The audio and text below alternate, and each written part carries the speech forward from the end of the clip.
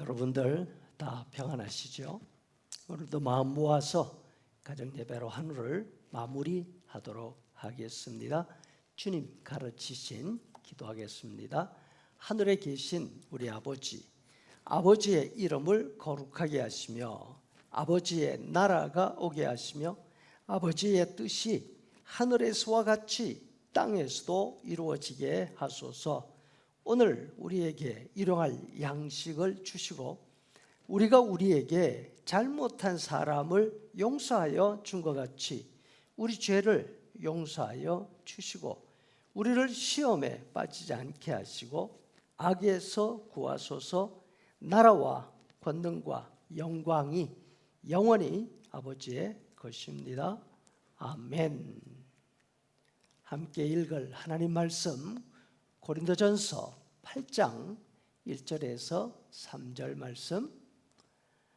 우상의 제물에 대하여는 우리가 다 지식이 있는 줄을 아나 지식은 교만하게 하며 사랑은 덕을 세우나니, 만일 누구든지 무엇을 아는 줄로 생각하면 아직도 마땅히 알 것을 알지 못하는 것이요, 또 누구든지 하나님을 사랑하면 그 사람은 하나님도 알아 주시느니라. 아멘. 아는 것이 힘이다 라고 합니다. 17세기 영국 계몽주의 철학자 베이컨의 글에 나오는 말입니다. 계몽이라는 말의 뜻은 잠든 사람들을 깨운다는 뜻입니다. 사람들이 전통과 미신에 푹 빠져 잠들어 있기 때문에 가르침을 통해서 깨워야 한다는 뜻이죠. 배워야 산다. 어디서 많이 듣던 말 아닙니까? 한국 사람이라면 어려서부터 들어온 말입니다. 아울러서 배워서 남주나 하기도 하지요. 내 주머니에 있는 돈은 누구라도 빼앗아갈 수 있어도 내 머릿속에 들어있는 지식은 아무도 빼앗아갈 수 없다. 그러니까 무엇이라도 배워두면 그것이 힘이 된다는 뜻입니다. 맞습니다. 근세 이후 서양이 동양보다 앞섰던 이유는 교육에 있었습니다. 사람은 누구나 배워서 자신을 개발해야 합니다. 남보다 많이 배우고 나보다 먼저 아는 것이 앞서가는 지름길입니다. 한국이 전쟁 이후 극심한 가난으로부터 시작해서 지금 수준에 이르기까지 그 원동력이 어디 있습니까? 교육에 있는 거죠. 아흔 노인들로부터 어린 아이에 이르기까지 읽고 쓸 줄을 모르는 사람이 없는 사회, 그것이 바로 한국이고 한국의 저력이었던 것입니다. 남보다 많이 알고 남보다 먼저 알아야 한다는 이 생각이 한국을 지금 위치까지 끌어올렸지만 놀랍게도 한국 사람들은 아는 만큼 행복하지가 않습니다. 여전히 더 많이 배우고 싶어 합니다. 여전히 지금보다 더 많이 앞서가고 싶어 합니다. 최고가 아니면 만족할 수 없는 그 마음이 이렇게 많은 것을 가졌음에도 불구하고 행복할 수 없도록 만들어 놓았습니다. 많이 배우는 것이 중요하지만 많이 배우는 것보다 더 중요한 것이 있습니다. 그것은 배운 것을 어디에 무엇을 위해 사용할 것인가 하는 점입니다. 어디에 무엇을 위해 쓸 것인가를 알지 못하고 아는 것 자체를 목표로 지식을 쌓아가면 그 사람은 그 지식을 가지고 남과 비교합니다. 그러면서 난 너보다 더 많은 것을 알고 있어, 이렇게 생각을 하지요. 자신이 가진 지식을 자랑하게 됩니다. 1절에서 그래서 지식은 교만하게 한다 하십니다. 교만이 있는 곳에는 경쟁과 다툼이 일어납니다. 비교하고 경쟁하는 사회가 어떻게 행복할 수 있겠습니까? 지식은 분야에 관계없이 사람을 교만하게 만듭니다. 신앙생활에 있어서도 지식은 사람을 교만하게 만듭니다. 이 점을 기억해야 합니다. 바울 사도는 본문에서 세상적인 지식을 말하고 있는 것이 아닙니다.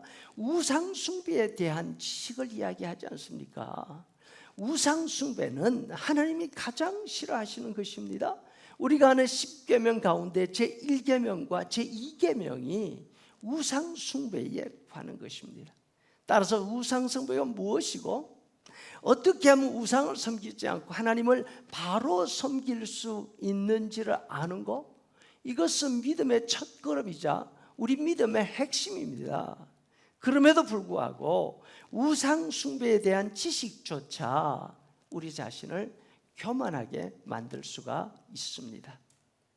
우리 자신을 교만하게 만들 뿐 아니라 다른 사람들을 멸망하게 만든다 하십니다. 11절에 네 지식으로 그 믿음이 약한 자가 멸망하게 되나니 그는 그리스도께서 위하여 죽으신 형제니라. 그렇다면 어떻게 해야 합니까? 지식이 유익하게 되기 위해서 필요한 것이 있습니다. 그것은 다른 사람을 향한 사랑입니다. 사랑이 없는 지식은 자랑거리가 되지만 지식에 사랑이 더해지면 그것은 다른 사람을 이롭게 하는 훈계가 됩니다. 다른 사람에게 바른 것을 알게 해줄 수 있습니다.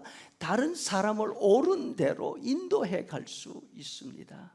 이 바른 지식이 없으면 예수님 말씀처럼 맹인이 맹인을 인도하는 꼴이 되고 말지 않겠습니까?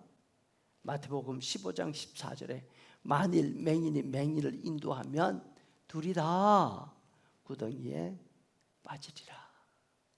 지식이 꼭 필요합니다. 그러나 우리가 기억해야 될 것이 있습니다. 그것은 지식은 도구이라는 말입니다. 마치 칼과 같은 도구입니다. 누구의 손에 들려 있는가? 칼을 든 사람이 무슨 용도에 사용하는가에 따라서 유익을 주기도 하고 해를 입히기도 합니다. 칼이 어머니 손에 있으면 사랑하는 가족들을 위해 음식 만드는 데 사용이 됩니다. 의사 손에 들리면 수술해서 사람을 살리는 도구가 됩니다. 반면 칼을 가진 사람이 나 칼 가지고 있어 하면서 아무 데나 휘두른다면 주변에 있는 사람들이 다치게 되지 않겠습니까? 칼을 가진 자체가 중요한 것이 아닙니다. 무엇을 위해서 어디에다 쓸 것인가, 이 점이 중요합니다. 그렇다면 신앙 지식은 어디에 써야 합니까? 자신의 행동을 변호하거나 지식 없는 사람들을 비판하는 도구로 사용하는 것이 아닙니다. 자신의 삶을 바로잡고 다른 사람을 바른 곳으로 인도하는 그곳에 사용해야 합니다. 아는 것을 자랑하지 아니하고 아는 것을 실천하는 우리가 되기를 바랍니다.